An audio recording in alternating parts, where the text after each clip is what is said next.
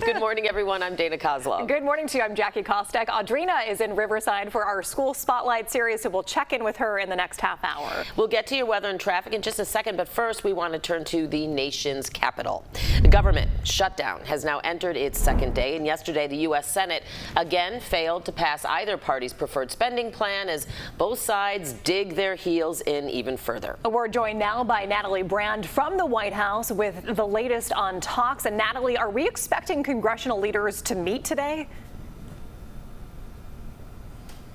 Jackie, Dana, the hope is that some conversations behind the scenes will continue. No formal votes are scheduled for today because of the Jewish holiday. A number of lawmakers will be observing that. However, what we saw yesterday happen on the U.S. Senate floor, despite that procedural vote failing, was a bipartisan huddle on the floor with members, including Senator Durbin, as there is kind of a glimpse of hope around some conversations that are in progress that have been happening with Republican members really trying to push some Democrats to vote for the GOP short-term funding measure and then take up the issue immediately after of extending the enhanced health care tax credits that Democrats have been so focused on. So at this point, they're saying vote on the one and then we can start these negotiations on the other. We'll have to see where those conversations go.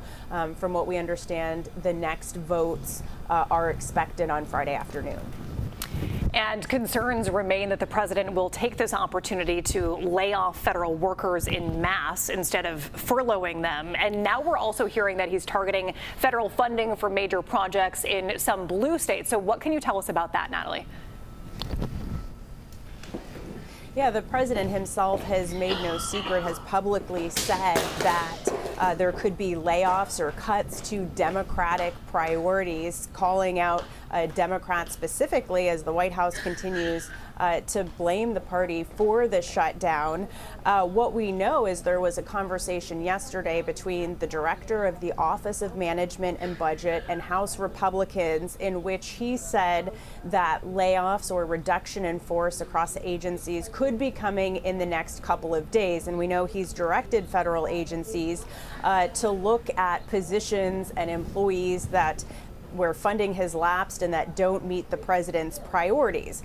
On top of that, the Office of Management and Budget has also tweeted out that it will be freezing funding to some key infrastructure projects in New York, and then also plans to take aim at climate-related projects in a number, more than a dozen states, including Illinois, according to the message that he put out there yesterday.